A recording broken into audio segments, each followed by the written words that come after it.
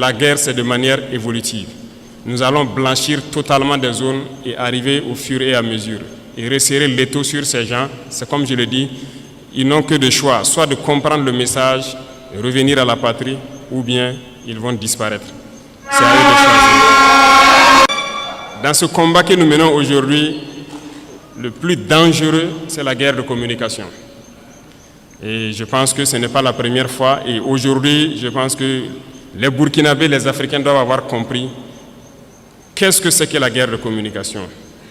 Malheureusement ou heureusement pour nous, l'impérialisme, comme disait Thomas Sankara, est un mauvais élève. Un très mauvais élève parce que vous avez beau le chercher de la classe, il va revenir avec les mêmes méthodes. Ils ne peuvent pas changer.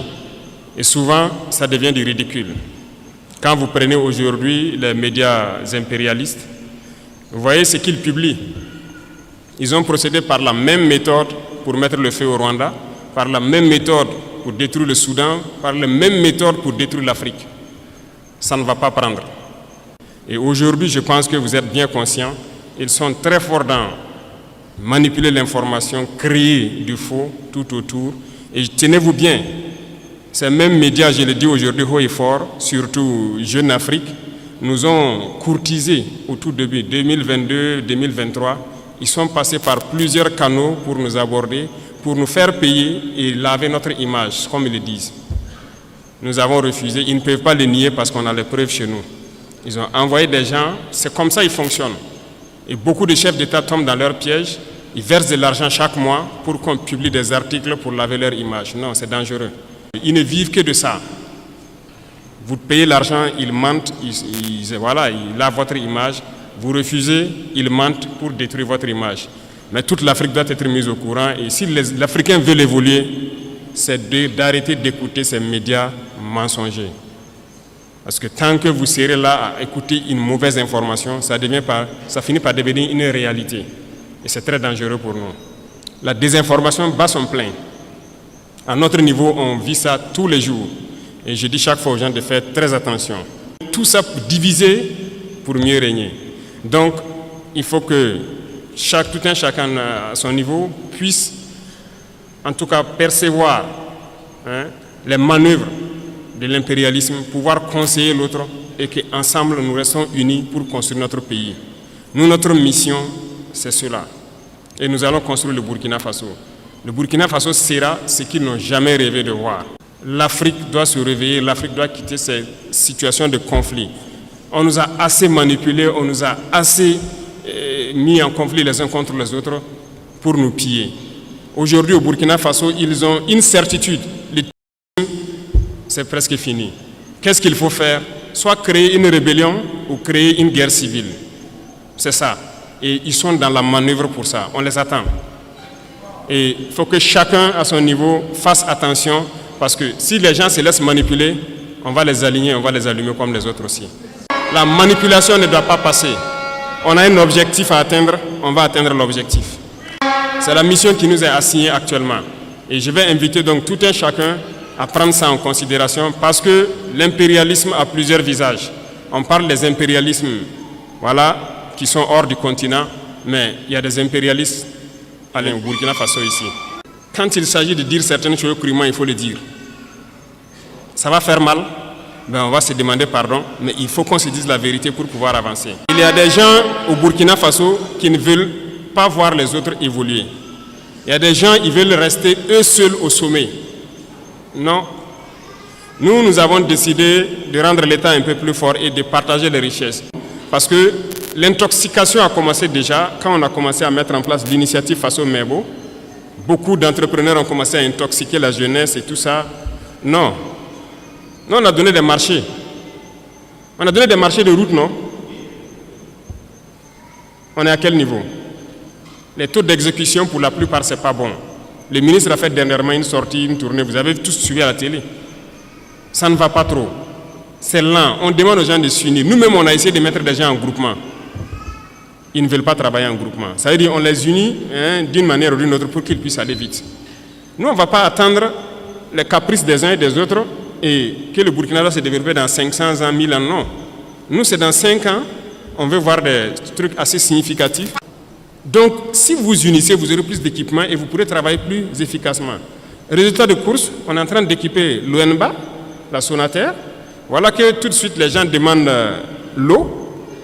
On est obligé de faire nos barrages nous-mêmes, curer ce qui est là et creuser des points de nous-mêmes.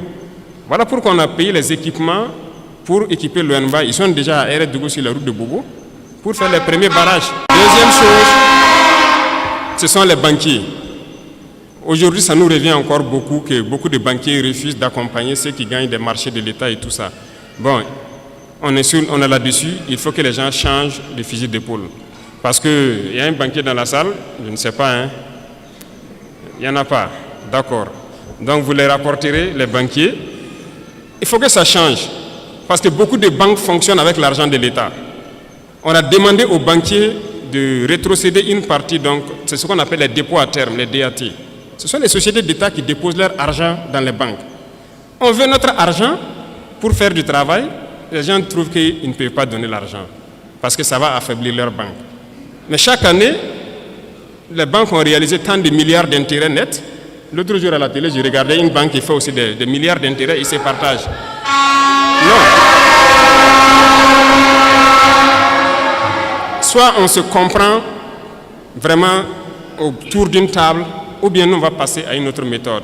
Et ce matin, je tenais à faire cette déclaration pour que vous compreniez que la bagarre qui va commencer, la poussière va se soulever comme on aime le dire.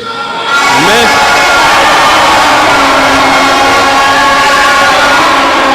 il faut que vous-même vous fassiez attention, parce que ce sont les mêmes qui vont passer derrière pour intoxiquer, pour créer des mensonges et amener les gens à se détourner de l'essentiel.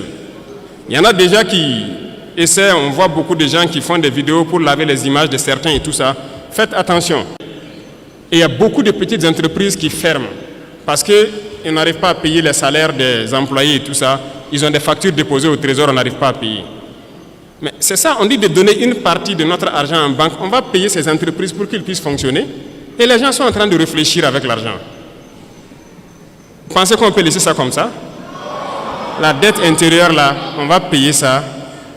Cette fin du mois là, l'argent là va rentrer. On a demandé juste un pourcentage. Ce n'est même pas tout l'argent qu'on veut retirer. C'est un pourcentage qu'on a demandé pour le faire. Et ça réfléchit beaucoup. Certaines banques ont répondu, félicitations à eux, mais la plupart des banques n'ont pas transféré l'argent jusqu'à aujourd'hui. C'est un message que je tenais à les lancer. On a donné fin mars, c'est fin mars. Si fin mars, les 25% ne sont pas là, on va passer à autre chose. Vous êtes prévenus et que la manipulation ne doit pas continuer. Parce que ce sont généralement ceux qui sont victimes de ça, ce sont les couches les plus pauvres en fait, du pays. Il est employé dans une petite entreprise, il a peut-être son 50 000, son 100 000 par mois. Son patron a déposé des factures au trésor, il n'arrive pas à avoir l'argent. Lui, il va perdre son emploi, toute sa famille souffre, pendant que d'autres sont en train de faire des milliards d'intérêts par mois ou par an. Non, ça ne va pas marcher. Donc, il faut se préparer. C'est un autre front qui s'ouvre.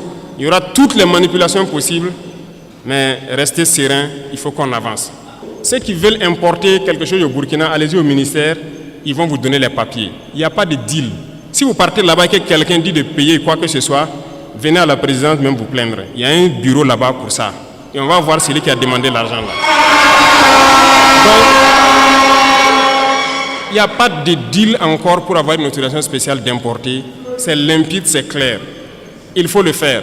Ceux-là aussi qui importent, qui viennent cacher aussi dans les magasins pour qu'il y ait l'inflation, je vous en prie, dénichez-les et dites-les d'arrêter.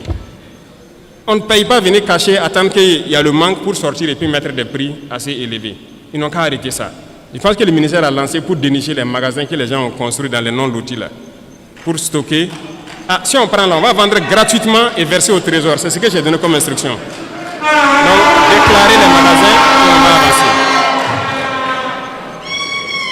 Donc, je compte sur vous, messieurs les opérateurs économiques, pour que, au sein de vous, que vous vous conseillez et que ce genre de situation-là n'arrive pas. Les gens retiennent. Ils attendent qu'il y ait le besoin et maintenant ils sortent, ils mettent un prix pour avoir... Ça, c'est même pas bon. C'est pas bon. Je ne pense pas que c'est une fortune que Dieu va bénir. Il faut qu'on fabrique beaucoup de choses sur place. Moi, je suis persuadé que ce soit tricycle électrique ou motorisé, on peut fabriquer. Donc on veut donner de l'espace à nos jeunes talents pour s'exprimer. En fait, on est en train de vouloir construire un grand centre où on va faire passer des gens et les accompagner pour s'installer. Et ce sont des gens qui vont voir tout ce que nous consommons au quotidien. Qu'est-ce qu'on peut fabriquer au Burkina? Et je sais qu'il y en a des talents un peu partout au Burkina. L'application sera lancée dans peu de temps pour que les jeunes talents s'inscrivent. Dans ce centre-là, on mettra tout en œuvre pour avoir toute la machinerie nécessaire et encadrer les jeunes. Là, s'ils finissent, ils sortent, ils peuvent créer quelque chose. S'il plaît à Dieu, on va mettre une unité de cuir dans la zone de Kaya pour transformer beaucoup de choses sur place nous-mêmes et créer tout ce que nous avons besoin. Tant qu'on ne va pas arriver à cette étape et qu'on va continuer à payer dehors, notre richesse ne va pas nous profiter. Il faut qu'on change de paradigme dès maintenant. C'est là qu'il y a l'emploi. C'est là que les gens vont travailler et c'est là notre vraie indépendance. Dernier point, qui sont donc nos camarades élèves et étudiants, qui ont beaucoup de doléances. En tout cas, je peux vous assurer qu'on connaît tous vos problèmes. On va faire des cités universitaires. Et même les questions des restaurants, de bourses, intermédiaires, tout ça sont des problèmes qu'on connaît. Mais c'est petit à petit. On ne peut pas régler ça tout de suite. Vous avez déjà la construction de la cité ici, c'est ça, le bâtiment administratif. On espère que l'année prochaine ou plus tard, on va lancer les cités universitaires, agrandir les capacités des restaurants universitaires, augmenter le nombre de plats et pour finir la question des bourses. Parce que nous travaillons à maîtriser actuellement les dépenses militaires pour pouvoir injecter dans notre éducation. Parce que l'éducation, c'est la clé. Donc, on ne vous a pas oublié tous ces problèmes cités. Je parlais donc même des laboratoires au ministre. Je dis de trouver un standard, un certain nombre d'équipements minimum et on va construire des laboratoires dignes de ce nom dans nos universités. Parce que des gens vont venir faire une filière scientifique, aller sortir, même microscope, il n'a pas pu regarder une cellule végétale au microscope. Ce n'est pas possible. Oui, nous tous on a fait les séries scientifiques. Pour avoir accès au petit laboratoire, vous rentrez s'il n'y a que 7 ou 8 microscopes. Peut-être même tout ne fonctionne pas. Tout le monde ne peut pas avoir accès. C'est la réalité, c'est toujours ça. Donc, il est là-dessus. On veut créer des laboratoires types dans beaucoup de nos universités. Vous ne pouvez pas venir et ne pas pouvoir avoir accès à un certain minimum d'équipements scientifiques de laboratoire pour faire vos tests et vous familiariser. C'est dans ça qu'on peut créer. Si on n'a pas développé ce volet laboratoire, on a des théoriciens qu'on crée. J'étais surpris même d'apprendre que même au niveau de nos chercheurs, il n'y a pas de microscope électronique à balayage au Burkina. Depuis que le Burkina existe, il n'y a pas ça.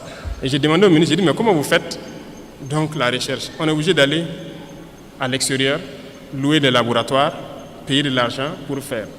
Pendant que le microscope électronique à balayage, je ne pense pas que ça coûte le milliard. Et comment on ne peut pas le faire? Actuellement, on est en train de payer ça pour installer au Burkina, pour qu'on puisse faire tout sur place ici. Donc, j'espère que d'ici là, tout ça sera opérationnel et que ça puisse profiter donc, aux étudiants même, aux chercheurs, aux scientifiques, pour pouvoir avancer dans leurs recherches. Les salles informatiques et tout ce qui s'ensuit. Donc, on va voir tout ce qui est possible. Le ministère même avait déjà lancé pour acquérir un certain nombre d'ordinateurs pour que les étudiants puissent avoir les salles de façon bien équipée. Et c'est fait avec le Burkinabé, c'est ça? Il y a une unité burkinabé qui fabrique des ordinateurs. Donc, on a fait une convention la dernière fois pour pouvoir payer beaucoup d'équipements avec lui et équiper nos centres universitaires. Et vous aurez donc accès normalement à ces salles-là pour que vous puissiez faire vos recherches. Et l'Internet, je pense que ça, c'est en train de s'améliorer dans beaucoup d'universités. L'Internet est là maintenant pour les recherches. On peut aller vite et très bien dans la guerre et dans le développement. Nous avons foi, nous ne perdons jamais espoir, nous sommes vraiment très confiants. Et tant qu'on vous voit motivé, mobilisé, c'est notre carburant comme ça. On ne se fatigue jamais, on va continuer d'avancer dans ce sens-là. Et je disais donc à tous les ministres, j'ai dit de serrer la ceinture. Depuis qu'on est là, il n'y a pas de vacances gouvernementales. Ça travaille 24 sur 24. L'ALT aussi, c'est ça. Il n'y a pas de vacances pour que des députés aillent se coucher au village. Il faut travailler 24 sur 24, 12 mois sur 12. Donc on est dans ce rythme. Tant que les soldats au front n'ont pas de repos, il n'y a pas de raison que derrière on ait du repos. Et j'invite donc toute l'administration à se mettre au pas ainsi pour accompagner Donc les forces vives dans tout ce qu'ils font. Et donc je pense que petit à petit, il y a de la progression. On voit beaucoup de changements de comportement. Il faut qu'on arrive à totalement changer la donne.